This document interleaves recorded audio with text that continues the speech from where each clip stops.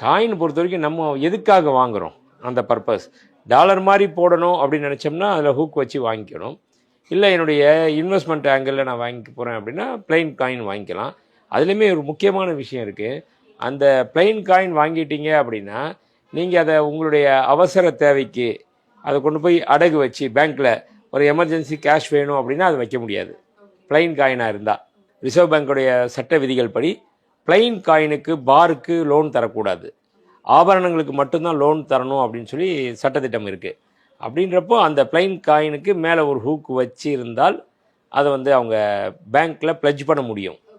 இல்லைன்னா பேங்க் சரி பேசிக்கா ரெண்டுமே காயின் தானே, அதுல ஒரு ஹூக்கால ஏன் சார் இவ்வளவு வித்தியாசம் இருக்கு அப்படிங்கிற டவுட். இல்லை, அந்த ஹூக் வச்சாச்சுன்னா அது ஆபரணம் ஆகிடும். ஓ, அது ஆபரணமா மாறிடும். ஆமாம், ஒரு செயினில் டாலர் போடுறத டாலர்ன்ற கணக்கில் வந்துடும். ஓகே. ஹூக் இல்லாமல் இருந்தால் அது இன்வெஸ்ட்மெண்ட் ஆகிடும். ஓகே.